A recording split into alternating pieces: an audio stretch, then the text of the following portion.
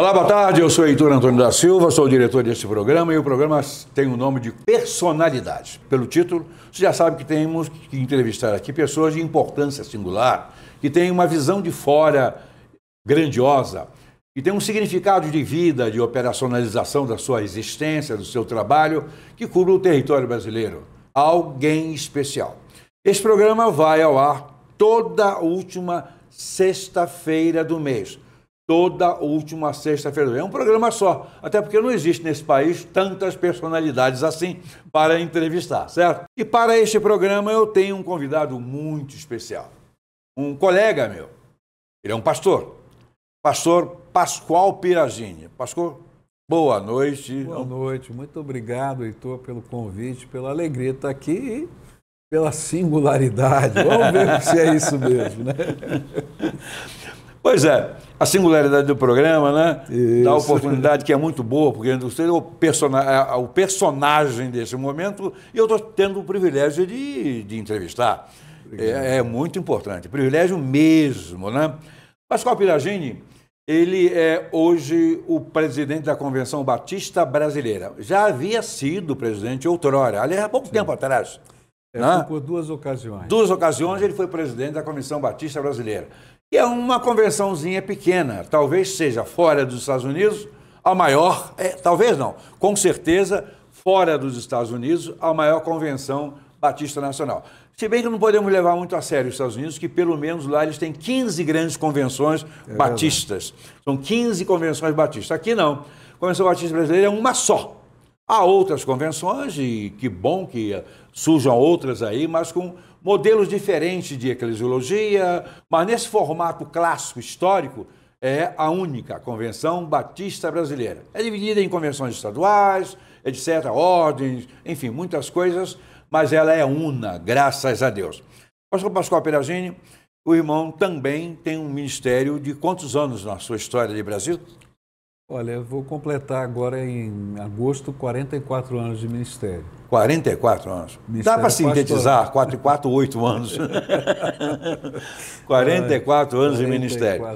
Mas o irmão é brasileiro, é de certo, mas a sua ascendência é de qual raça? Italiana. Italiana, né? Italiana. De todos os lados da família. Todos os lados. Puro. O sul do Brasil ele é engraçado, porque ora é italiano, ora é alemão. Mas eu estava lá na região de Curitiba, onde tem muito russo, eslavo, ucraniano. Tem isso tudo lá? Tem de tudo. Letos tem? Tem, Letos. Que povo bom aquele Leto. Eu tive um na minha igreja que eu tinha vontade de matar o cara. Só não matei porque era pecado. E ainda era crime. Se fosse pecado, não fosse crime... Não, mas olha, eu tenho que dizer que eu tenho bons amigos Letos, gente muito boa. Você deu sorte. Isso é brincadeira, é claro. É um povo sofrido, um povo que padeceu muito. Sim. E a história deles, a epopeia deles de chegada aqui no Brasil, tem um livro muito interessante, a epopeia, né, dos Letos. É uma história magnífica, linda. Eu sei disso. É uma história de fé. De fé. Porque eles migraram por causa da perseguição religiosa. Aliás, a perseguição religiosa naquela área ali foi a pior da história. Ali você vê, né, uma luta realmente, né, e vários deles tiveram que fugir para poder manter a sua integridade física e manter a sua liberdade de consciência. E graças a Deus por isso. Então, você é de origem italiana, tem mais pastores da família? Olha, eu fui o primeiro da família, depois meu irmão também se tornou pastor, e eu tenho um primo que depois se tornou pastor também. Mas eu sou o mais velho de todos eles, né? Mais velho assim, com essa jovialidade. Tá bom. Né? Jovialidade é a sua, Heitor, não, né? Porque você olha... Eu sou um garoto senil. Eu tenho que atualizar a minha juventude toda semana. Eu fiz ontem. Você está lá, firme. Atualizar, que eu digo, é pintar o cabelo. Não, eu já desisti. O meu já está assim, original. Não, o seu é original. Eu sei disso. Pascoal Piragini, a sua família já era evangélica? Ou nasceu evangélico ou não? Olha, a primeira pessoa a se converter na minha família foi minha bisavó, e ela, uma italiana, não é? Ela foi fugido do meu bisavô na igreja, junto com duas filhas. E uma delas se tornou minha avó, né? Mas ela quando chegou em casa, meu bisavô descobriu que ela tinha ido à igreja evangélica, tirou a cinta e lhe deu uma surra. E disse, toda vez que você for a essa igreja dos crentes, você vai apanhar. E todo domingo ela ia à igreja e apanhava, até que ele desistiu e nunca mais bateu nela. Falou, não consigo lidar com você. Tamanha era a convicção de conversão dela. E essa convicção de conversão passou para minha avó, né? E essa minha avó, e tanto essa por parte de mãe, e a minha avó por parte de pai também, de origem italiana, foram as pessoas que cultivaram o meu coração, a minha espiritualidade. Eu, na casa da minha avó, por parte de pai, quando eu ia tomar café, na época de férias, que eu estava de manhã, tomava café com a minha avó pertinho, morava perto de casa, não tinha como sair de lá sem ler a Bíblia e orar e cantar uma canção, que a beleza de Cristo se fez em mim. E isso foi lá inculcando na minha mente, no meu coração ao longo da vida. Pois é, Pascoal, coisa maravilhosa que a gente vê bem. Hoje é fácil ser crente, não é? Hoje é tão fácil que está ficando banal, lamentavelmente. Então, eu diria assim, que é fácil, né, em certo sentido, mas é tremendamente difícil em outro, porque você tem hoje uma perseguição velada, uma perseguição na forma de tantas ideologias que surgem e que dizem que optam pela liberdade, mas tentam cercear sua liberdade de crer e expressar sua fé. Que é o pior, né? Que é o pior. Mas o irmão é natural do Paraná mesmo? Não, eu sou natural de São Paulo, capital. São Paulo, capital? E pastoreei no Paraná há 35 anos. 35 anos, que beleza. Idade a gente não pergunta para ninguém, né? Mas o irmão já falou até sem querer, 65 anos. 65 anos. Puxa, que saudade eu tenho dos meus 65 anos. Né? Mas somos de uma mesma época, na verdade, uma construção, uma cultura, uma igreja, uma história, um histórico de igreja evangélica, especialmente no nosso caso, de igreja batista, muito formal, né, diríamos assim, na preparação de obreiros, na eclesiologia, etc. Mas também muito aberta, uma cabeça muito aberta, né? Sim. Talvez a mais aberta de todas as nações. Eu acho que uma das coisas que a gente tem orgulho como batista é dizer que grande parte das liberdades civis que existem, especialmente de consciência e religiosa, que existem na Constituição americana, nasceram dentro da escola bíblica dominical, quando se discutia essa questão na escola bíblica dominical e através de um movimento que nasceu nas escolas bíblicas dominicais das igrejas batistas e depois em outras evangélicas, que nasceu a quarta emenda americana de liberdade de consciência e liberdade de religião. Que, na verdade, é o grande apanágio do mundo hoje. Né? Então, hoje, muita gente levanta a bandeira das liberdades, mas essas bandeiras... Da libertinagem, né? Da libertinagem. Interessante que também vieram americanos para o Brasil, né? Democratas, lutadores, né? Que tiveram um problema lá com a Guerra da Secessão, vieram para o Paraná. Aí o trabalho já foi...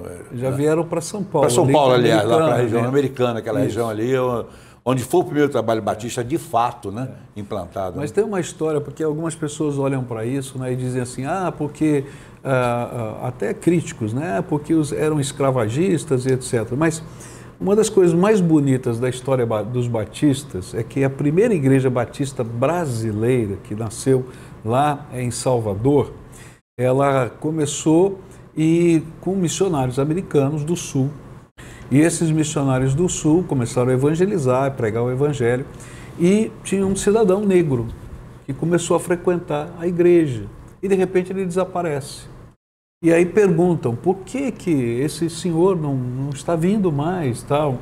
E eles, bem no comecinho do trabalho, eles disseram, porque o dono dele, porque ele era um escravo, o dono dele o proibiu de vir. Se ele vier, ele vai ser morto.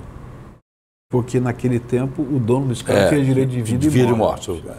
E aí, então, a primeira oferta levantada numa igreja batista foi para levantar recursos para comprar a alforria daquele negro, para que ele pudesse ter liberdade de consciência e de religião para servir o Deus que ele quisesse servir. Até porque, Pascoal, o que já existia nos Estados Unidos, em termos de sustentar o governo escravocrata, era político.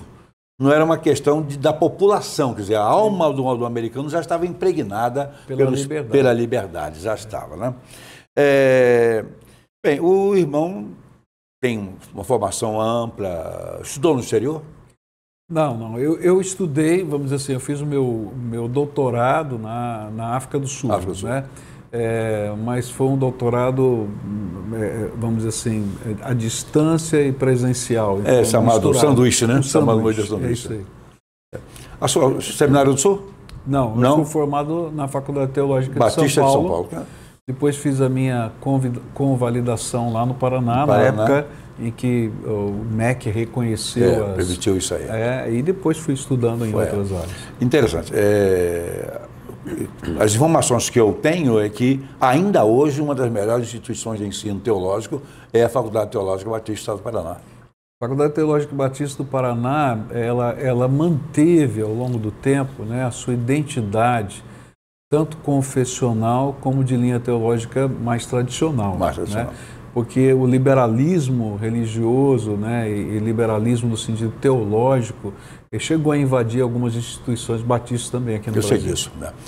Eu fiz uma formação, a minha formação teológica foi no Seminário Betel, que não era da denominação, era de batistas. Mas muito piedoso. Muito piedoso. Pastor Irlande Pereira de Azevedo, formado lá.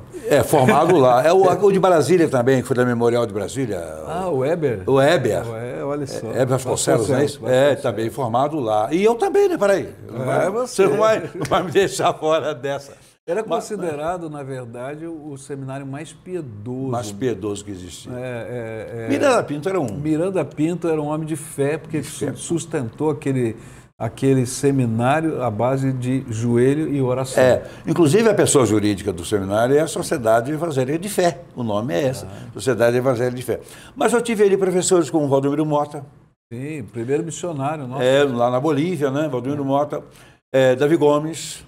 O homem de fé. Homem de fé. Põe fé nisso, né? Põe fé nisso. Se alguém me pedisse, quais são, na sua perspectiva, quais são do mundo os dois homens que apresentou o maior, digamos assim, princípio de fé? Abraão e Davi Gomes. Porque aquele camarada construiu tudo do nada. Tudo do nada, né? E outros professores que eu tive. Mas eu tive até professor metodista ortodoxo. E foi um professor de hebraico. Também não aprendi nada, não. Não aprendi nada, não. Grego eu me dei bem, lecionei grego 5 anos. Eu também fundei uma faculdade teológica. A Faculdade Teológica Batista de Itaperuna, que existe até hoje como Seminário Teológico Batista do Noroeste Fluminense. Eu fundei em 85, olha só que coisa interessante. Além da formação teológica, laica, você tem outra formação? Não, eu comecei a estudar psicologia e aí quando... eu tive uma experiência forte com Deus, né? Porque na época que eu comecei a estudar psicologia, eu tinha um preconceito, tinha um complexo, vamos dizer assim, né? Porque a formação na época da teologia não era reconhecida pelo MEC. E eu pensava, poxa, eu estudei tanto, não vale nada. E aí, aquele sentimento, um dia eu vou fazer, e uma senhora da igreja vai lá e faz a minha inscrição no vestibular e chegar para mim e falar assim, você fala tanto que você... Então aqui, vai fazer o seu vestibular. Eu falei, essa mulher é doida, como é que ela faz a minha inscrição se falar comigo e tal? E aí, orando, eu falei, bom, será que Deus não está nesse negócio? Fiz o vestibular, entrei, consegui passar depois de anos que não estudava e não tinha dinheiro para pagar a faculdade. E eu falei, Deus, se o senhor abriu, como é que vai ser? E aí uma pessoa disse, olha, eu vou pagar a sua faculdade. No primeiro dia que eu estava lá para fazer a matrícula, porque a pessoa me deu o recurso e se comprometeu a me ajudar, eu fiz uma oração. Sabe aquelas orações que você acha que Deus não vai ouvir? Né? Mas só em fazer ele já está no negócio. Eu falei, Deus, o Senhor está me dando um sonho e eu quero fazer um voto aqui ao Senhor. Se um dia o Senhor pedir para eu devolver esse sonho, eu quero dizer que o Senhor está em primeiro lugar. 6 meses depois, a primeira igreja de Curitiba me convida, e aí eu não podia transferir, não podia fazer nada, como é que eu ia fazer? E eu fui à faculdade e falei, eu queria trancar a matrícula. Ela disse, o prazo de trancamento já encerrou. Eu falei, mas olha, eu estou mudando, o que eu vou fazer? Ela disse, só tem uma alternativa, que é cancelar a sua matrícula. Mas o que é cancelar? E foi muito duro. Aquela senhora da secretaria olhou e falou, está vendo aquele armário ali? Eu falei, tô. Eu vou lá, pego a sua ficha, tiro de lá e para nós você nunca existiu. Eu olhei aquilo. Que educação, né? Doeu assim. Eu falei, meu Deus, e agora? Aí eu falei, me dá o formulário. Ele falou, o senhor tem certeza? Eu falei, tenho. Tem, depois das delicadezas todas. Aí ela me abriu a porta da sala do reitor e falou, fica aqui e pensa bem no que você vai fazer. E naquela hora eu comecei a chorar e falei, Deus, eu fiz um voto, está aqui, assinei. O senhor vem em primeiro lugar da minha vida. E devolvi. E aí fui lá, 35 anos pastor lá, e nesse tempo reconheci meu título, fiz mestrado, doutorado e assim vai. E Deus faz as coisas do jeito dele. Pois é, do jeito dele. A Bíblia diz que os nossos pensamentos não são os dele. Por melhores que sejam os nossos pensamentos, claro que nós temos pensamentos bons. Eu imagino até de Deus conversando com Jesus Cristo, eles estão lá o tempo todo lá. O mundo está sendo tocado dele assim, no automático. Aí ele vira, olha, o garoto, com o filho, né? Está vendo aquele camarada lá? Os pensamentos deles são muito bons, só que não são os nossos. Não adianta. Os pensamentos de Deus não têm compromisso nenhum com a nossa lógica, com os nossos princípios, com os nossos depois desejos. Assim, a gente fica pensando, né? Por que você vai brigar com Deus? Porque se você consegue olhar muito, algumas variáveis da equação da vida, enquanto que Deus, ele é capaz de enxergar todas as variáveis possíveis ao mesmo tempo. E de maneira atemporal. Então você vai olhar para ele e falar, vou discutir com ele. Não, esquece, não vai discutir não. Pastor, o irmão na convenção do Paraná chegou a presidi-la? Sim, algumas vezes. Algumas vezes, né? Sim. E depois veio para a Convenção Brasileira, já está no terceiro mandato, é isso? Terceiro mandato. Terceiro mandato. E exatamente depois que o irmão se aposenta da igreja lá, diríamos assim, ou aposenta ou chuta o balde, mas não é o caso, estou brincando, né? Se aposenta, diríamos, mas passou seu pastorado para quê? Então, assim... Na família? Deus preparou uma coisa interessante. 10 anos atrás, né, antes de eu deixar o ministério, eu tenho uma experiência com Deus, ele fala, você tem tempo de validade. Doeu. Assim, você tem 10 anos. Eu falei, Deus, 10 anos? É tão pouco, né? Parece que tal. Eu falei, tá bom, senhor, então vou fazer uma lista aqui, porque senão tal. Falei, pode pedir. E fui. E a lista já mudou 4, 5 vezes. Aí foi lá. Aí chegou o tempo, né? E eu fui avisando a igreja desde essa época que eu tinha tido essa experiência, procurando um sucessor. E Deus prepara justamente o meu filho, que ele pastoreava já comigo, né, por 10 anos, ele ficou 20 anos pastoreando comigo, e ele se tornou um líder fortíssimo, um líder assim reconhecido na cidade, um pregador assim de pregar em estádios por 2 vezes. Respeitado também, né? 2 vezes ele encheu o estádio lá do Atlético, 41 mil pessoas, 45 mil na segunda vez. Tem que trazer ele aqui para encher o do Botafogo, o meu time, que ninguém consegue encher. Mas assim, Deus usou muito. E aí, quando chegou o momento, foi nomeada a comissão de sucessão pastoral e tal, mas a comissão de 11 pessoas, 11 líderes da igreja, eu totalmente isento, não participei, foi unânime a indicação dele, e numa assembleia com quase 5 mil pessoas, ele foi eleito com 96% dos votos. Isso aí é 100%. Então, assim, não é que é meu filho, não, é o homem de Deus para aquele tempo. Mas é o homem de Deus que nasce numa família, que tem uma história de compromisso, né, de exemplos a seguir. Então, Deus prepara os homens para a obra em meio a circunstâncias, em famílias, etc. Isso é muito bom. Bom, agora o irmão passou o pastorado lá, gloriosamente, assumiu o pastorado da Primeira Igreja Batista de Niterói, né?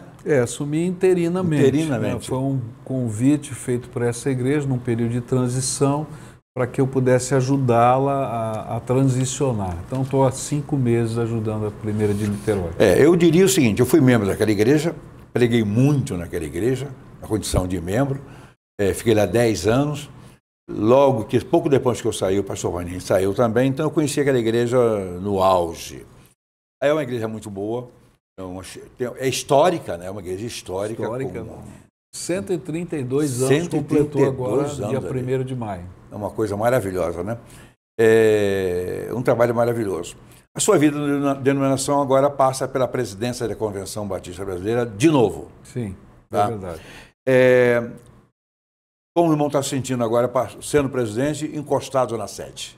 Olha, é diferente, muito diferente, né? Porque as 2 outras vezes que fui presidente, eu estava no Paraná. Então, você tomava as decisões, as reuniões e tal, pegava o seu avião e ia embora, né? E a estrutura aqui andava. Hoje eu dou parte do meu tempo ali na sede, né? Então, é bem diferente a gestão, a administração, é uma participação muito mais imersa dentro da realidade, né? E tem suas vantagens e tem as suas desvantagens, né?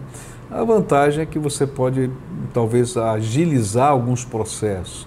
E a desvantagem é que você fica assoberbado intensamente, né? Sente o calor das coisas. E os tempos não são bons em termos de finança. Não estou especificamente em relação à convenção, não é tudo. Graças a Deus,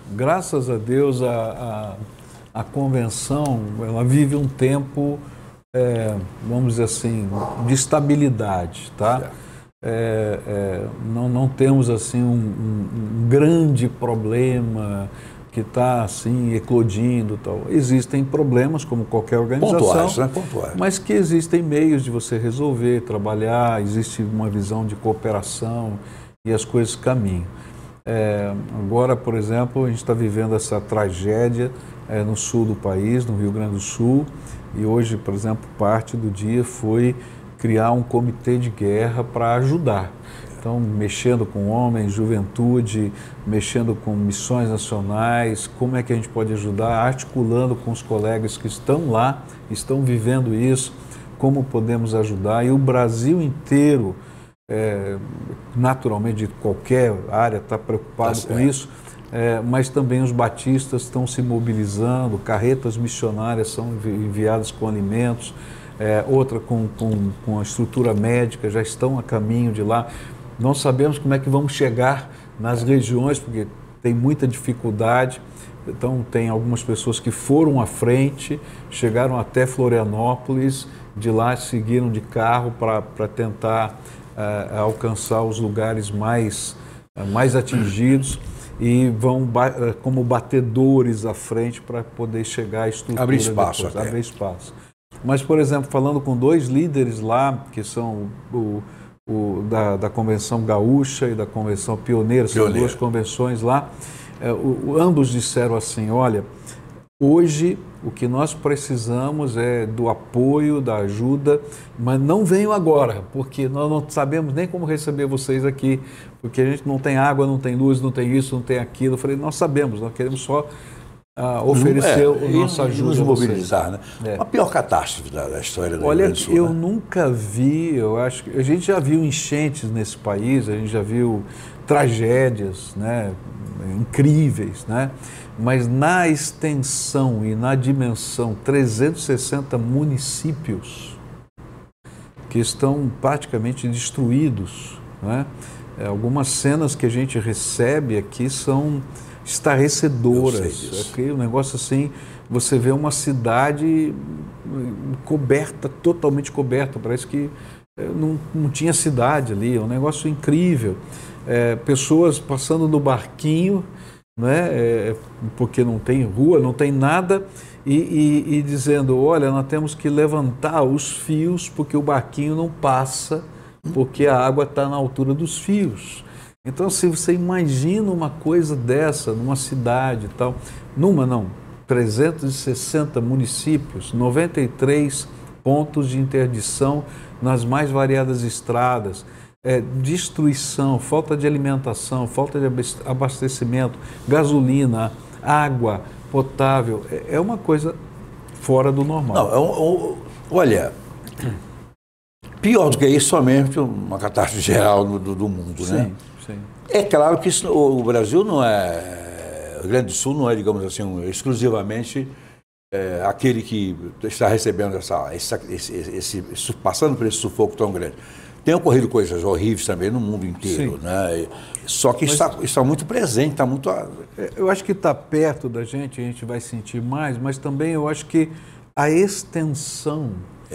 A gente está falando, se a gente pegar um país da Europa, talvez 2 ou 3 países da Europa juntos, eu sei disso. Então, assim, é uma coisa que tem uma extensão incrível. Né? Eu soube que até Israel estava mandando material para cá, gente e tudo mais. Não sei se é verdade. Eu não sei, sinceramente eu não sei. Mas assim, está havendo uma comoção mundial. Tem uma organização chamada Os Legendários, que trabalha com homens no mundo. E eu ouvi um apelo feito da América Central, de um país da América Central, de um dos grupos, dizendo: estamos nos mobilizando no mundo inteiro para ir aí ajudar vocês. Então, sinceramente, a pior coisa que eu já ouvi na minha vida, além de uma guerra, né, além das guerras, evidentemente, essa catástrofe está acontecendo lá no Rio Grande do Sul.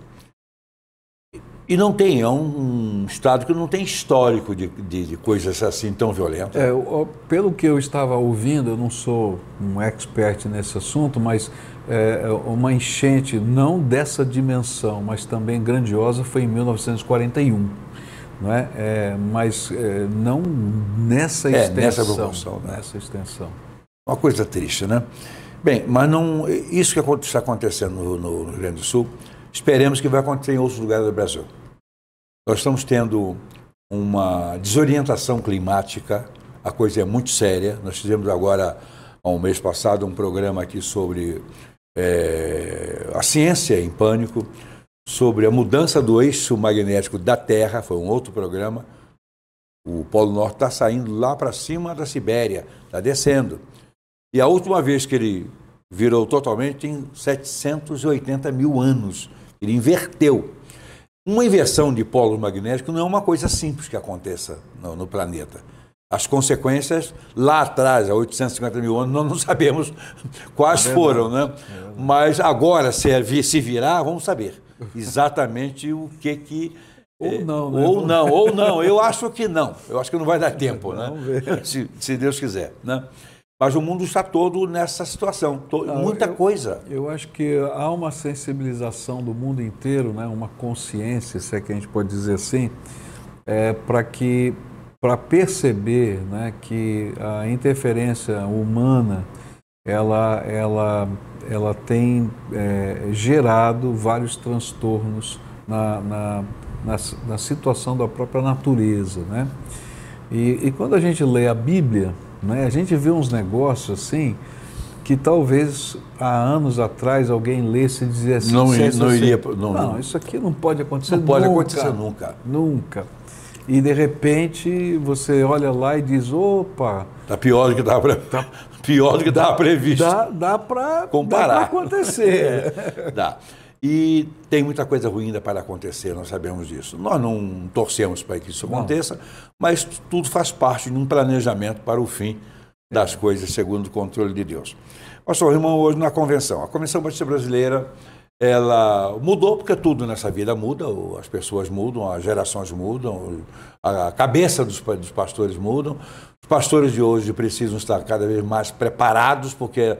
a membresia não é aquela de 50 anos atrás, né? A criança que você batiza hoje, com 10, 11, 12 anos, daqui a pouco passa por você. Mas passa na boa, daqui a pouco, mas você está com 30 anos de ministério e o cara que se batizou é pós-doutor, né? Já é um pós-doutor. E os pastores não podem ficar naquela vida só enclausurado de um propósito rígido, não pode. Ele tem que se expandir, porque as igrejas são cada vez mais dinâmicas, as cabeças dos membros das igrejas não são as mesmas cabeças de 30 anos, 40 anos atrás, não são. Eu vejo isso, eu tenho filhas, minhas filhas estão na igreja, ambas casadas, a mais velha já há 26 anos casada, e eu vejo os meus netos, eu observo os alunos, as pessoas com quem que trabalham comigo, eu vejo que a maneira de pensar mudou muito, tá? Agora, a minha maneira de pregar não mudou, isso me preocupa. Eu não sou nenhum, diríamos assim, cara para aguentar todas as pancadas do mundo, mas eu estranho porque as igrejas estão perdendo aquela contundência doutrinária, estão perdendo muito daquela firmeza. Eu sei que o tempo muda tudo, né? Mas está me faltando solidez aqui e ali. Não é só uma questão dos batistas, não, é de todas as denominações, porque administrar uma igreja hoje está mais difícil do que há 30 anos atrás. Vamos lá falar um pouquinho sobre pregação, né? Eu acho que tem algumas coisas que a gente tem que levar em consideração. Primeiro, o que mudou, na verdade, o que precisa mudar, né, não é a doutrina nem o ensino bíblico. Esse é imutável. Ela é uma verdade essencial e a gente vai continuar anunciando essa verdade. Mas, na verdade, a gente tem que entender que o mundo mudou e a cabeça das pessoas mudaram. Tá bem mudando. Então, por exemplo, quando eu comecei a estudar, a gente falava pregação, a gente falava sobre a capacidade de atenção de uma pessoa, tá? Então, você tinha que usar, por exemplo, quando eu estava estudando pregação, eu estudei sobre isso, você sabia que naquela época a pessoa tinha um nível de capacidade de atenção de 7 minutos. Se você falasse alguma coisa sem realimentadores de atenção a cada 7 minutos, você perderia o seu auditório. Anos atrás era 30 minutos. Depois, continuei estudando, já se falava em 3 minutos. Hoje, se diz o seguinte: se você não captar a atenção nos primeiros 11 segundos, se perdeu. Perdeu. Então, assim, o que mudou? Não é o conteúdo, é a forma. É a forma de se transmitir as coisas, é a maneira de você passar a sua mensagem. E eu diria assim, o pastor que hoje, ou qualquer pessoa que lide com comunicação, né, não precisa ser necessariamente um pastor, que não continue estudando sobre essas mudanças, ele vai passar no tempo. É isso que eu sinto na pele, que eu trabalho com isso, trabalho em comunicação. Então não é fácil. Não é fácil. Esse programa que a gente está fazendo aqui é um programa que, do ponto de vista dessa juventude, dessa era que está aí, inaceitável. É muito grande. Né? Não, mas olha só, mas você quer ver uma coisa? E não é, depende do conteúdo que você tem, exatamente, das pessoas que você está falando e a maneira de fazer. Por exemplo, uma das ferramentas de comunicação mais usadas hoje são os podcasts, tá? E tem podcast de 3 horas. Tem, até demais. Ou mais até. E assim, por que o povo fica? Não, é porque você tem realimentadores, você tem uma discussão. Tem um interesse lá do assunto. Tem, às vezes, a participação. Então, às vezes, os podcasts que têm interação com os ouvintes, com os participantes, eles interagem ao vivo com você, aquilo vai realimentando. Então, tem tempo para um programa mais longo?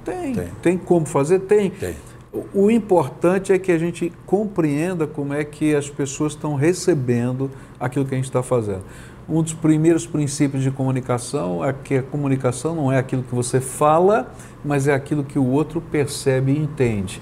Então a gente tem que sempre olhar desse lado de cá, o que está acontecendo do lado de lá.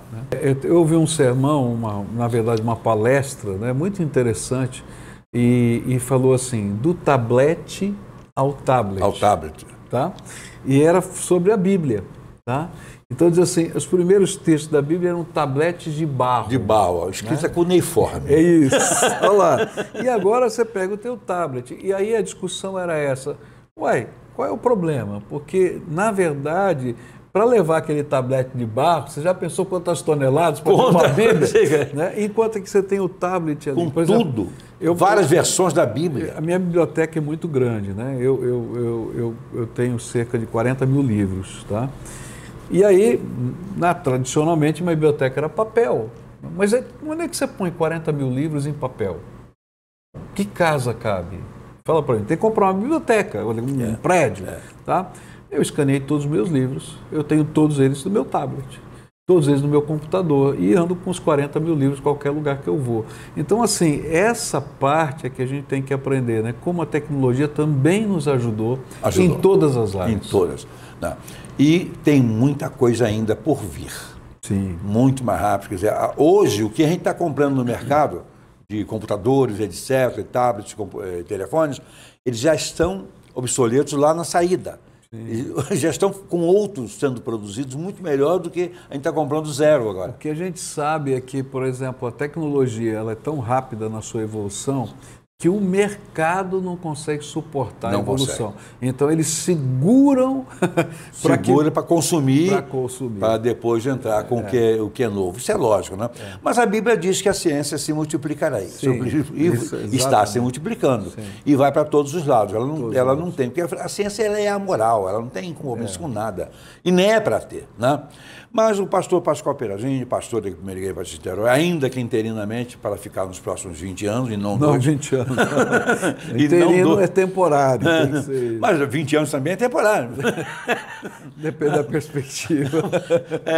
A minha torcida é que o irmão fique tanto tempo quanto para solidificar a igreja, que é uma boa igreja. Eu fui membro dela, então eu tenho por ela uma apreciação, um carinho muito grande. Não voltei mais lá, não me convidaram para pregar. Porque nem na minha igreja, onde eu sou meu, o pastor me convida a pregar, né? Porque eu sou aquele pastor que prega de terno, certo? Tá bom. Mas tem lugar para todo mundo. Tem, mas lá não. Lá só tem para ele, não estou brincando com ele. Rapaz, é bom o ministério está fazendo. Mas o irmão tem um ministério ali, temporário ou não, mas de qualquer maneira o tempo que a gente fica numa igreja é sempre temporário, sim. Mas que o irmão realiza ali uma grande obra que é o nosso sonho. Mas como pastor, como administrador da convenção, tendo pela frente uma obra enorme para fazer, e num país que tem hoje duas juntas de missões que são seguramente das mais importantes do mundo. Sim. Né? Junta de missões mundiais, está aqui na faixa de quantos missionários hoje, mais ou menos? Olha, a Missões Mundiais ela fez um grande câmbio. Tá? O que aconteceu? Antigamente você contava, né, ou você projetava a ideia missionária para quantos brasileiros que saíam daqui como missionários para fazer um trabalho em um determinado lugar. Hoje, né, pelo DNA missionário que a gente trabalha, a nossa visão é completamente outra. Quantas pessoas a gente vai formar do próprio país para ser missionário naquele lugar? Que é muito melhor. Porque eles rendem muito mais, eles têm não precisam aprender a língua e tudo mais. Então há uma explosão missionária e uma das juntas mais operosas do mundo, inclusive nessa nova filosofia, é a Junta de Missões Mundiais. Tanto que houve recentemente uma grande reunião numa região do mundo aí que não é tão aberta, com a presença da junta, da maior junta missionária batista, que é a do sul dos Estados Unidos, patrocinada por eles, e com a presença das duas juntas missionárias brasileiras. E eles tiveram um papel de destaque, falando a todas essas juntas missionárias do mundo sobre essas inovações que nós estamos implantando na obra missionária. Tremendamente eficazes. Exato. Né? Tremendamente eficazes. A nossa convenção, levando o evangelho lá, a mensagem lá, o instrumento que muda. Sim. Mas a mensagem é a mesma, o propósito é o mesmo e com muito mais facilidade. A Junta de Missões Nacionais é um outro estouro no Brasil, né? É uma ferramenta tremenda de mobilização do povo e também inovaram, né? Porque o mundo mudou, né? E nós tínhamos uma visão dos missionários de carreira, né? E hoje a grande força missionária são de jovens, jovens que a gente chama de radicais, né? E que começam a obra missionária temporária, se dedicam 1, 2, 3, 4 anos.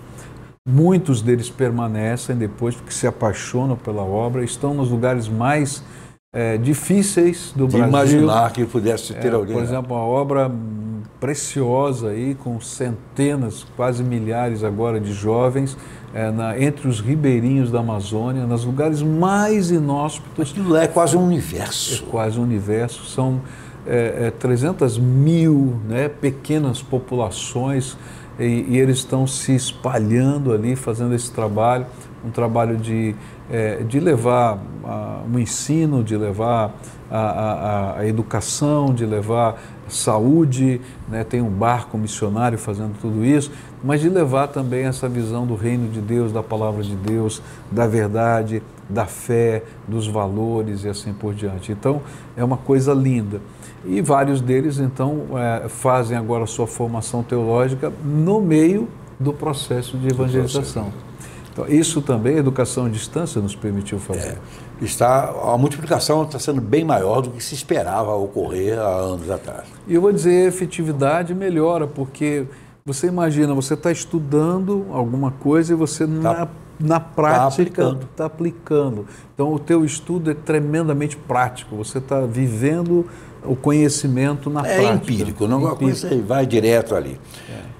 Esse trabalho da Convenção Batista Brasileira, não só através das juntas, mas dos seminários que são de excelente qualidade, 3 grandes seminários.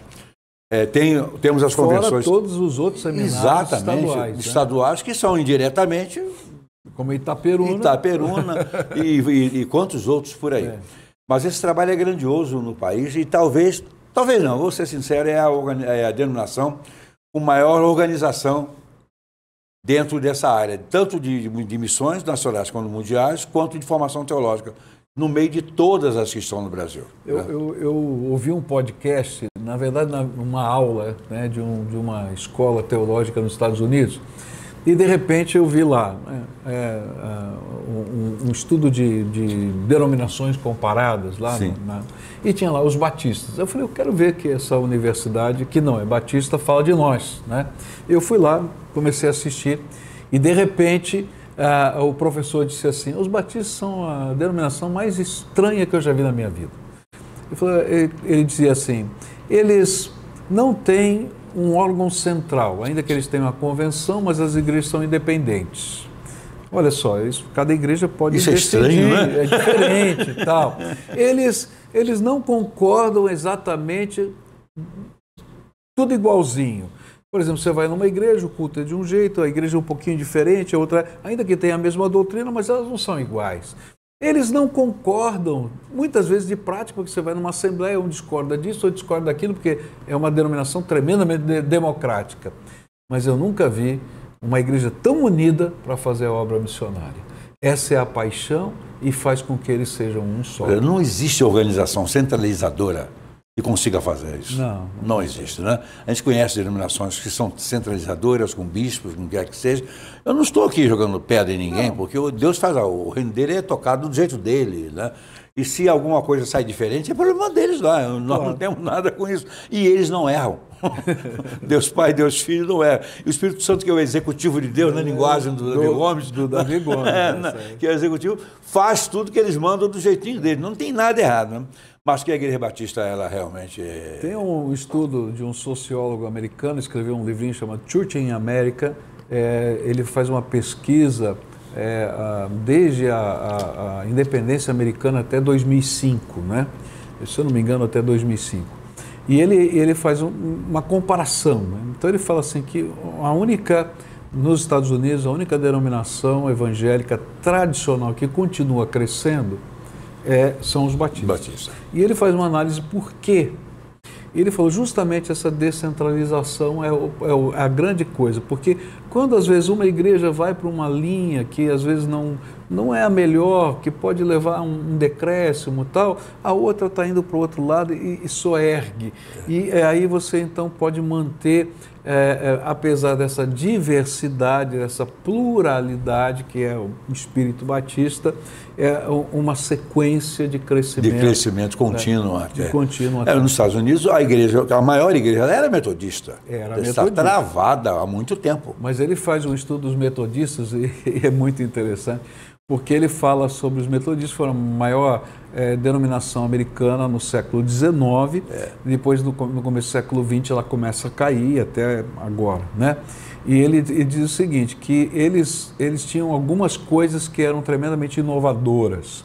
A primeira denominação a reconhecer o papel das mulheres, por isso elas cresceram, porque a mulher não podia nem orar em público, em qualquer denominação evangélica ou qualquer lugar do mundo, né? E elas então admitiram que as mulheres pudessem liderar, orar e assim por diante. Depois eles trabalharam muito forte a questão do avivamento das pessoas. Pregadores leigos foram os primeiros. E ele vai dizendo, olha, eles cresceram por isso. Como é que começou a queda? Aí ele faz uma piadinha, né? Porque ele é um sociólogo católico, e ele então faz uma piadinha dizendo que eles viveram uma síndrome, né? Um complexo de inferioridade, porque muitos criticavam os seminários deles. E então eles importaram os teólogos alemães para os seminários metodistas. E aí trouxeram o liberalismo teológico que acabou com a igreja. Acabou com tudo lá. Não adianta, de um lugar para outro não serve. Temos que praticar a coisa com a cultura que a gente tem, com o crescimento, com a fé, com a disposição. E eles vão se virando lá como podem, mas os batistas continuam crescendo, né? Tive algumas vezes na Igreja Batista, da First Baptist Church of Orlando, que engraçado que não é... Pastor Bill, né? Que igreja, mais de 5 mil membros. A comunidade batista de brasileiro passa de 600 membros lá, estive lá algumas vezes, e continua o trabalho crescendo. E batistas brasileiros lá, então, tem gente que não se converteria aqui, se vai para lá para trabalhar, se converte lá. Ou seja, o reino de Deus é maravilhoso. Tremendo. Sonhos pessoais, o irmão tem ainda alguns? Eu tenho um monte de sonhos. Olha, eu gosto sempre de ter alguns projetos, né? Eu confesso que nesse instante, né, a Igreja de Niterói e a convenção estão assumindo o foco dos meus sonhos. Eu não teria mais tempo para absolutamente nem para sonhar, nada. Né? Mas assim, tem alguns projetos pessoais. Eu havia começado um projeto de mentoria de pastores com 5 grupos diferentes. Tive que dar uma parada, que não estava. Essa é uma coisa que me empolga. Na área de educação, eu sou apaixonado pela área de educação. Ainda continuo, minha mulher quase me mata, né? Diz, o que você está fazendo aí que você não tem tempo para nada, mas continuo online, dando aulas, produzindo material. Tem um pequeno estúdio, não é tudo isso aqui, mas uma coisinha pequenininha lá em casa que eu continuo fazendo, porque isso me apaixona de poder ajudar as pessoas a crescerem, a estudarem, assim por diante. Então são coisas que estão no meu coração. Tem alguns projetos assim na área missionária. Sonho com um projeto em Portugal, com pastores portugueses lá, não de ser um missionário local, mas de ajudar. Uma das áreas que eu sou forte é crescimento de igreja, então eu queria poder trabalhar essa visão de crescimento de igreja em Portugal com os colegas lá. Então são coisas que estão no meu coração. Isso me empolga, porque a Bíblia diz em algum lugar que na velhice ainda dariam frutos, né? Sim. E eu fico feliz, porque o irmão não é velho, é um garoto perto da minha idade, eu com 77, fazendo agora em julho, se Deus deixar eu chegar lá, né? 78. E irmão, com garoto e eu nessa idade, ainda estamos pensando da expansão do reino de Deus. O que eu oro todo dia é assim, Senhor, me ajuda a ser mais produtivo na minha velhice do que eu fui na minha juventude. Eu estou sendo, porque eu estou falando uma comparação em função do que eu fiz. Eu trabalhei o tempo todo com educação. Não deixei de ser pastor, mas concomitantemente dando aula, etc. Claro. Até fundaram uma instituição de ensino superior. Fizemos um trabalho muito bom, muita gente está viva nesse Brasil por causa do trabalho que nós fizemos no Centro Universitário Redentor, com a preparação de médicos intensivistas no Brasil inteiro. Fizemos isso sem saber que a pandemia viria. Uau, olha só, no momento certo. Formamos mais de 6 mil médicos intensivistas no Brasil. Uau.